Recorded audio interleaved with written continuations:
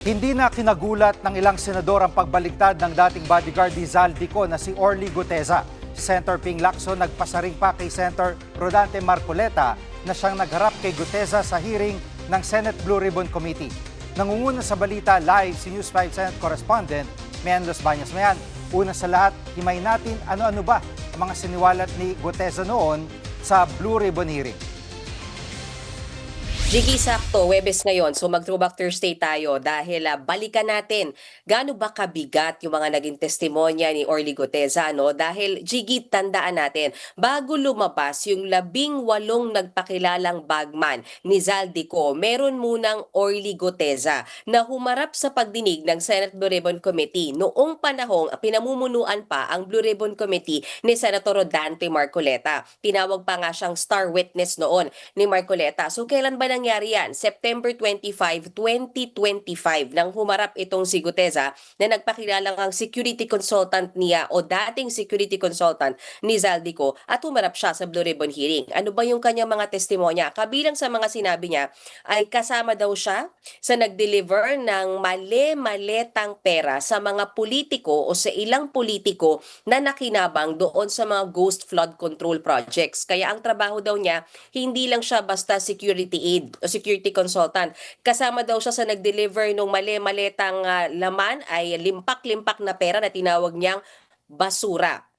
So, saan ba dineliver yan? Sabi niya, dineliver sa bahay ni Zaldico, and then meron din daw na-deliver sa bahay ni dating Speaker Martin Romualdez, at kinwento pa niya habang doon sa kanyang pagharap sa Blue Ribbon Committee na December 2024, naaktuhan daw niya si Congressman Eric Yap na nag-deliver din daw ng mali-maletang pera noon kay Ko. Umabot daw ng 46 na maleta na may lamang pera ang na-deliver noon kay Ko. At sa tansya daw ni Guteza, abot ng 2.2 billion pesos yung na-deliver na pera noong panahon na yon. Jiggy, pakinggan natin at balikan natin yung pagdinig na yan kung saan nga humarap si Guteza. Panoorin natin to. Dinadala sa bahay ni Congressman Zaldico sa Valle Verde 6 at tinatanggap naman ni Mark at ni Paul. Pagkatapos naming may baba ang nasabing basura, ipinapasok sa bahay ni Congressman Zaldico sa Valle Verde 6 at binibilang ni Mark at ni Paul.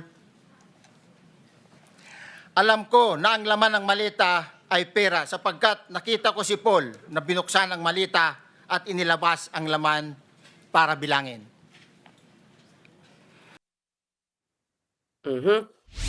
Jiggy, dagdag pa nga ni Guteza, hindi lahat ng maletang may lamang pera napunta kay Zaldico. Di umano nag-deliver din daw sila ng pera sa bahay ni Romualdez sa May Taguig na sa 35 maleta daw yan na may lamang limpak-limpak na salapi. Meron din daw na-deliver sa isa pang exclusive subdivision, meron sa May Aguado na malapit sa Malacanang at sa bahay ni Michael Yang. Sa kabuuan daw, 63 maleta ng pera daw ang na-deliver kay Romualdez mula noong December 2024. At kwento pa nga ni Guteza, mga mamahaling maleta daw yung pinaglagyan ng pera na yan. Pero ang lahat nga ng yan, yung laman ng kanyang unang affidavit na binasa niya sa kanyang pagharap sa Blue Ribbon, Jiggy, ay binawi ni Guteza. At anya, ang mga tao raw na nag-coach sa kanya, kaugnay niyang naunang sinabi at naunang mga claims niya sa kanyang affidavit ay sila Senator Rodante Marcoleta at dating Congressman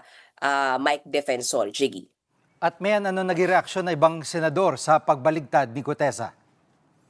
Jiggy, ang dating chairman ng Blue Ribbon Committee na si Senator Ping Lacson, hindi raw nagulat sa pagbawing yan ni Guteza dahil tinawag niya itong coached witness ni Senator Rodante Marcoleta na on record naman daw talaga na coached witness ito. So parang para sa kanya, hindi nakakasurpresa or hindi nakakabigla na binawi ni Guteza yung kanyang mga naunang sinabi.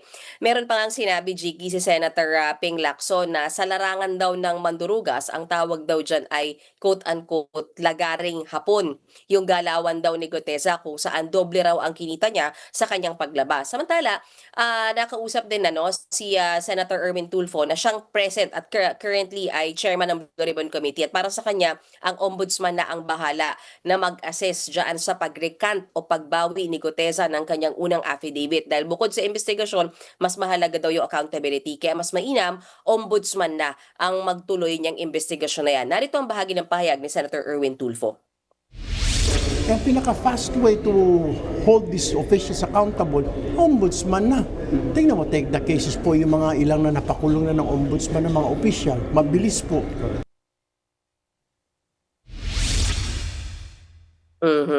Jiggy, nagpadala na rin tayo ng mensahe sa kampo ni Senator Marcoleta at naghihintay tayo ng response up until this time dahil alam naman natin nakakulong pa rin ang senador sa may Quezon City Jail. Yan muna ang latest. Balik sa'yo, Jiggy. Yan ang ulat live ni Mean Los Baños. Mga kapatid, Jig Manikad po, pagdating sa mahalagang balita sa loob at labas ng bansa, dapat una sa lahat, mag-follow at mag-subscribe na sa social media pages ng News 5.